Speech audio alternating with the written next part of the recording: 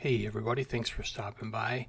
My name is Stone Rain Productions, but please feel free to call me SRP. And I'm going to continue to do the notifications here that the reason why I'm not showing my face on camera is I have a medical condition that's causing some facial issues here. So just wanted to let you know so you're not like, hey, where's this guy that normally shows his face? So it's just a temporary medical condition. So I'm just waiting for that to kind of resolve so I can get back to normal.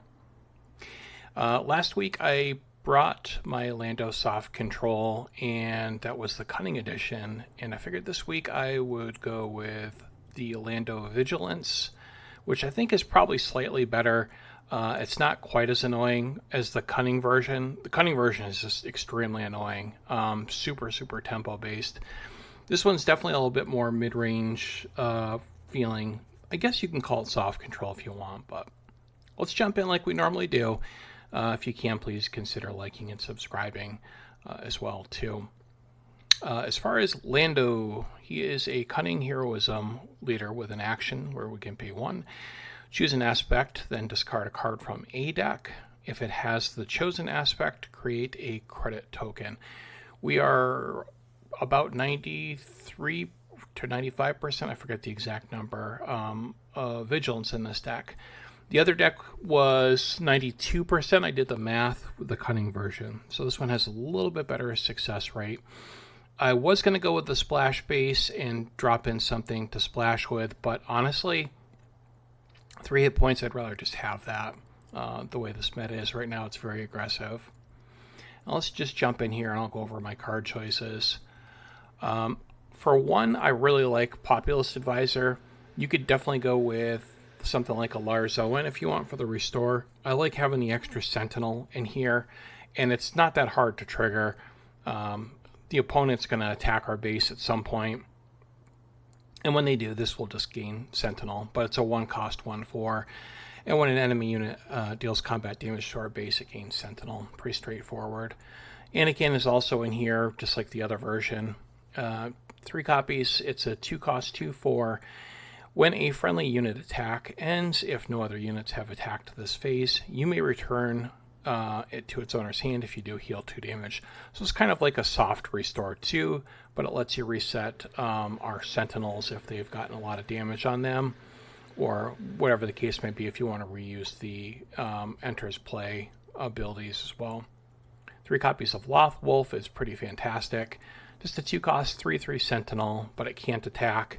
Subprime candidate to pick up, but you can't really do that with Anakin upon going back here. It's just going to work with our droid laser turret and our boy, why am I drawing a blank already here? Populist Advisor. Apologies. I've got 3 copies of Yaddle just for a little bit more restore. There is a little bit of a Jedi sub-theme in here as well, so I thought it would be good. 2-cost 2/4, restore 1 on attack. Each other friendly Jedi unit gains restore 1 for this phase. That's in addition to whatever restore they've already got. Droid laser turret is just too good to ignore. 3-cost 2/1 with Sentinel and shielded. It's kind of like the Village Protectors, but just not so good against Aura Singh or Mother Talzin. 3 copies of Ezra. 3-cost 3/5. On attack, you may give an experience token to another creature or Spectre unit. It's just a good force unit. 3/5 for 3 is pretty good, so I just decided to go with it. I decided to main deck 3 copies of Galen just because hitting aggressive negotiations or naming credits for our opponent seems pretty strong at this point right now. So I wanted to go with this in the main. It's a 4-cost 3/5 with plot. When played, we get to name a card. While this unit is in play, each non-leader card that an opponent controls with that name, including those not in play, lose all abilities. This will also work on bases. So if somebody's running a splash base and you want to turn that off, you can absolutely do that. This will just work for your opponent too. Kanan is pretty great. We're almost exclusively always going to have the 2-cost mode on this, but it's a 4-cost 3/4 with restore 1. When played, you may return a non-leader unit that costs 2 or less to its owner's hand. If you control a command or aggression unit, you may return a non-leader unit that costs 4 or less instead. Just a solid card. Even if it's getting rid of early units, it's still good. The tree remembers is mostly a space consideration, but for cost event, an enemy unit loses all abilities for this phase if it costs 3 or less to defeat it. Great for those things that have Chewbacca on them, essentially. The Stranger is pretty great, even though we're running this out of aspect at 7. I still think it's pretty good. This is going to always cost us 7. It's going to have ambush and grit, and while attacking, you may have the defending unit deal combat damage before this unit. Just an easy way to get its power up with grit. No glory only results. I'm running 2 copies here, just primarily these last 2 cards as a consideration for the second mode of Anakin. I think playing him for the -3 just the once is good enough, but if we splash a couple of cards in here and trigger it twice, it's even better. The no glory only results, 5 cost event. This is going to always be 7 cost for us. Take control of a non-leader unit, then defeat it. It's just insanely good removal in a format where there's sparsely any good removal right now. It's just not a lot of it.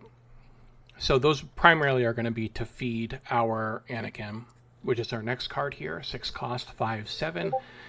And it has when played, if you can have a heroism card in your discard pile, you may give a unit -3/-3 for this phase. And when played, if you have a villainy card in your discard pile, you may give a unit -3/-3 for this phase. So we can do that twice, or we can hit the same thing. Either way is fine. I've got 3 copies of Finn just because Cunning has a bunch of good ambush units now. This is a 6 cost, 6/5 ambush. When played, ambush, and you may give a shield token to a non-unique unit. So those are a little bit in less supply now, but we do have some targets for that. The droid laser turret, Loth Wolf, and Populist Advisor all count. And more importantly, those are all sentinels, so we can just kind of shield them back up, give them new life as a sentinel. Jade Squadron Patrol. This is another card that we can hit with Finn, give it a shield. It's a 6 cost, 6/6 with sentinel.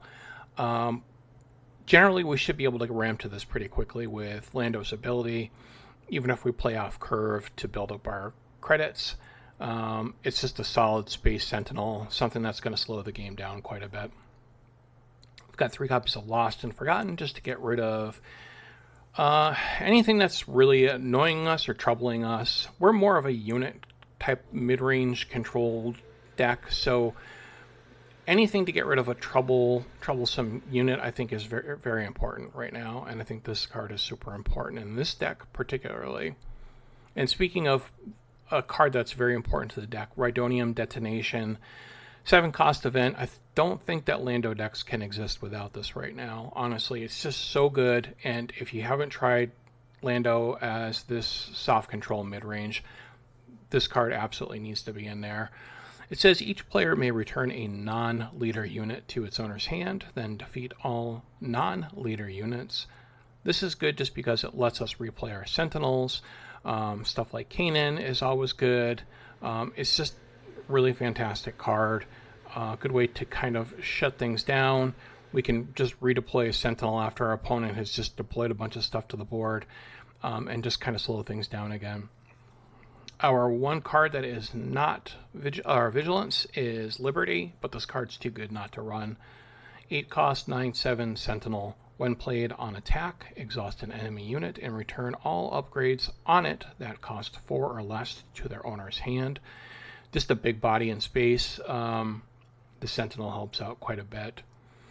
Bo-Katan. If we had another big Vigilance threat, we could probably skip the Liberty, but Bo-Katan is our other finisher. 9 cost, 8/8. This is going to most likely come down on our flip turn because Lando's ability says it deploys on 6, and when it flips, we can defeat a credit token. If we do, we get to create 3 credit tokens. So we should be able to get to 9 resources on Lando's flip turn, which gets us to Bo-Katan, which is an 8/8. When played, give each enemy unit -3/-3 for this phase.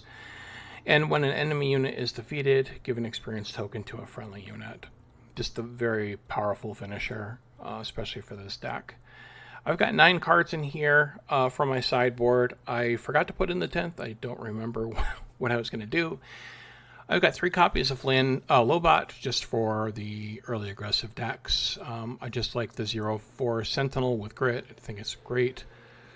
Direct Hit and Hyperspace Disaster are pretty much our main weakness, the space decks primarily. And I think this handles them both well. Direct Hit is very well positioned right now. And Hyperspace Disaster, we can get the turn after, or the turn Lando deploys if we need to. On the 6 resource turn. So may say 7, but we should be able to play this on the Lando flip turn with the boost and credits. And that is the version of Lando Vigilance Soft Control. Definitely like this one quite a bit. I think that my favorite is probably the cunning version from last week, but feel free to try them out. Let me know what you think, and I'd love to get your opinions. Thanks so much for stopping by, everybody. May the Force be with you, and I hope that you're doing well. Take care, everyone.